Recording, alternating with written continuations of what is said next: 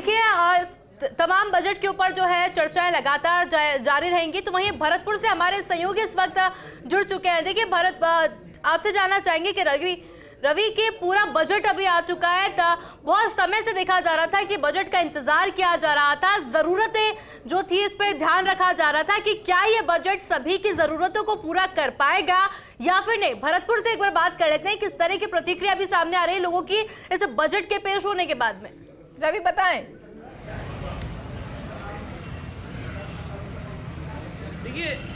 देखिए जो बजट आज पेश हुआ है उसको लेकर तमाम जो लोग हैं उनका अलग अलग जो प्रतिक्रिया है वो सामने आ रही है। कुछ लोग मेरे साथ मौजूद हैं, उनसे भी चर्चा करेंगे।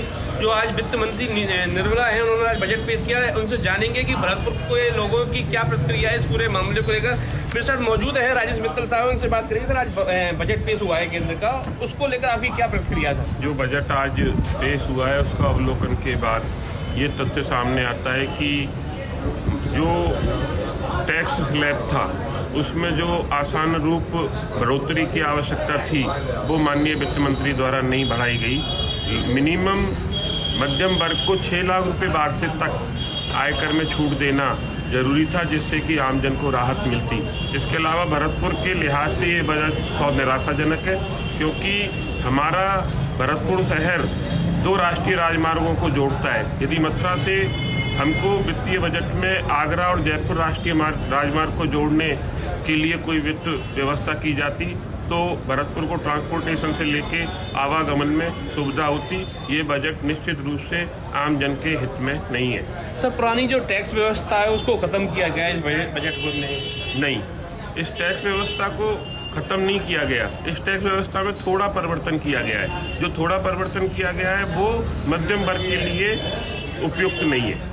कई चीज़ें ऐसी हैं जो सरकार ने जिनको सस्ती किया है। इलेक्ट्रिक वाहन की बात की जाए, मोबाइलों के लेंस की बात की जाए, मोबाइल कैमरों की बात की जाए, उसको लेकर नहीं, इन्होंने इस बजट में महिलाओं को राहत देने की कोई बात नहीं की। महिलाओं से जुड़े हुए आभूषण और हीरे जवाहरात से संबंधित जो महिलाओं के लिए जो सामग्री रखने अपनी सुरक्षा में रखने के लिए थी उसमें टैक्स स्लैब में बढ़ोतरी की है और उनको महंगा किया है, जो महिलाओं के लिए निराशाजनक है। बिल्कुल साफ तौर पर और भी लोग मौजूद हैं, उनसे बात करें। आपका क्या मानना है, आपकी क्या प्रतिक्रिया है केंद्र के बजट को लेकर? केंद्र की बजट को लेकर मेरी प्रतिक्रिया है, जैसे कि 6-7 साल 8 साल से मोदी जी बाजीगरी वाला बजट पेश कर रहे हैं, जैसे आम जनता को कोई फायदा होता नजर नहीं आता है। ना महंगाई पे कोई कंट्रोल हो पाता है, ना बेरोजगारी कोई व्यवस्था की जाती है। बाजीगरी वाला बजट है, जैसा कि ये पहले करते आए ऐसा ही है अब। बिल्कुल, कुछ महिला मौजूद है, उनसे भी बात करेंगे। आपका क्या मानना है बजट को लेकर? एक महिला ने बजट पेश किया, आप महिला हैं तो आप कैसे मानती हैं बजट को लेकर? बिल्कुल, हमारी जो वित्त मंत्री जी ने उन्होंने बिल्कुल महिलाओं को ध्यान में रखकर अपना बजट नहीं दिया है। मध्यम वर्ग के लिए तो ये बिल्कुल सही नहीं है, क्योंकि जैसे कि नरेगा की बात उनको करनी चाहिए थी, उन्होंने नरेगा को तो छुआ ही नहीं था।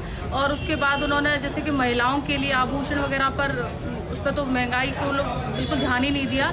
तीसरी बात, एक बचत पत्र महिलाओं के लिए उन्हें दिया, वो थोड़ा ठीक है, बाकी मध्यम वर्ग के लिए ये बजट नहीं था। 2025 तक चलेगा महिलाओं की अगर बचत योजना की बात की जाए? नहीं, 2025 तक चलेगा, लेकिन मतलब कहीं उन्होंने महिलाओं के लिए ध्यान में रखते हुए ये बजट को रखा है, लेकिन 2025 के बाद भी जो बजट आएगा उसके बाद कुछ हो सकता है। बिल्कुल साफ तौर पर आप देख सकते हैं तमाम लोग हैं, उनकी अलग अलग प्रतिक्रिया सामने आ रही है। कुछ लोगों का मानना है कि जो बजट पेश किया गया